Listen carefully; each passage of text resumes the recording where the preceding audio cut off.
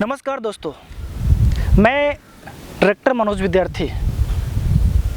आज सुबह मेरे मन में एक विचार आया और मैंने सोचा कि ये विचार फिल्म इंडस्ट्री के तमाम हस्तियों एवं भारतवासियों के बीच साझा करूं। दोस्तों, सदियों से लेकर आज तक हम फिल्म इंडस्ट्री वालों ने सिर्फ और सिर्फ घाटे का बिजनेस किया है। शायद आप लोग समझ नहीं पा रहे हैं कि मैं किस घाटे की बात कर रहा हूँ, और शायद अगर समझ भी पा रहे हो तो शायद आज तक आप लोगों ने अनदेखा किया होगा या जानबूझकर उस टॉपिक को छेड़ा नहीं होगा। लेकिन मैं आज आपके बीच जो कुछ भी बताना चाहता हूँ उस पर हमने काफ़ी मंथन किया है, सोचा है और समझा है। शायद आपको बता दूं कि मैं उस घाटे की बात कर रहा हूं जिस घाटे की वजह से हमारा देश बर्बाद हुआ, हमारे देश की युवा पीढ़ी बर्बाद होती जा रही है। सिर्फ हमारे देश नहीं, विश्व की युवा पीढ़ी भी बर्बाद होती जा रही है। वो घाटे का बिजनेस है अश्लीलता। धर्म के प्रति उल्टा सीधा पिक्चर बनाना, ये कहाँ का न्याय है?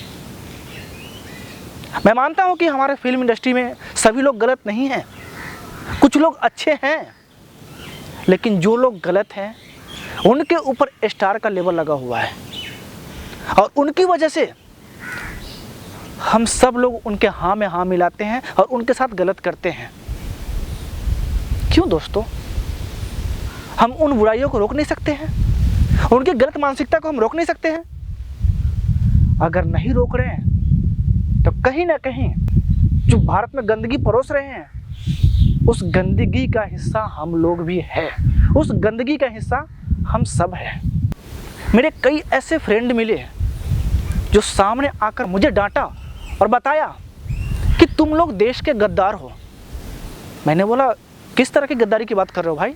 अरे तुम फिल्म इंडस्ट्री वाले देश को खोखला करते हुए जा रहे हो। कभी सोचा है तुम लोग देश में और समाज में क्या परोस रहे हो? सिर्फ अश्लीलता परोस रहे हो, अश्लीलता की ट्रेंड चला चुके हो।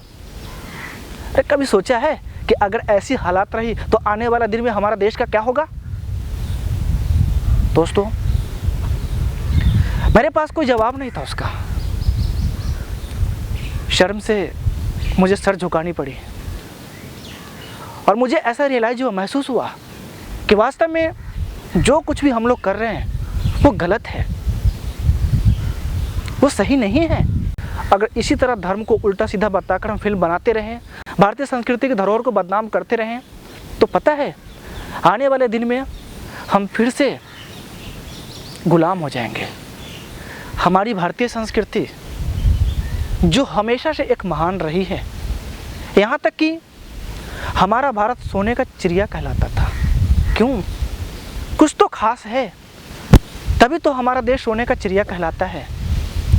हमारे देश में 33 करोड़ देवी देवता जन्म हुए हैं, कुछ खास है। इसीलिए देवी देवता भी हमारे भारत जैसे देश में ही जन्म लेना चाहते हैं। और वैसे पावन भारत भूमि को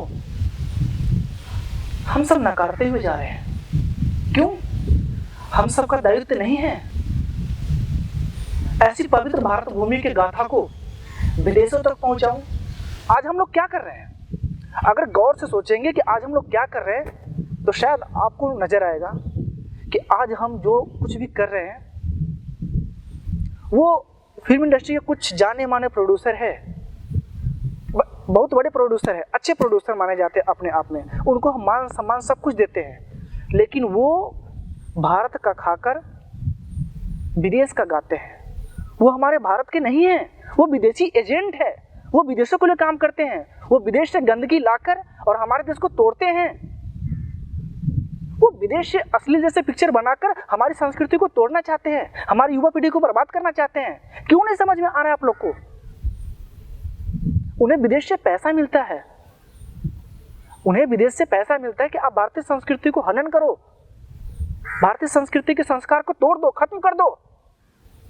हमारे भारतीय संस्कृति में इतना कुछ महान है, अगर उन हर एक चीज की गाथा को हम गाए ना, लिखने वालों की कलम रुक जाएगी, लेकिन हमारी भारतीय संस्कृति की महानता नहीं रुकेगी।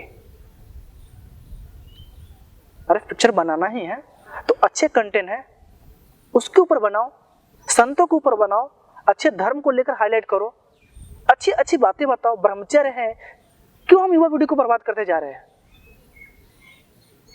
दोस्तों, हमारा भारत महान है, महान था और महान रहेगा, और इसे बरकरार रखना हम सबका कर्तव्य है। अगर मेरी बातों में तनिक भी सच्चाई है तो प्लीज मेरे चैनल शंखनाद को सब्सक्राइब कीजिए, लाइक कीजिए और बटन दबाइए, और इस वीडियो को इतना वायरल करो कि देश के कुछ गंदे नाली के कीड़े हैं ना, उनको कानों में कुछ खुजली हो जाए। जय हिंद, जय भारत।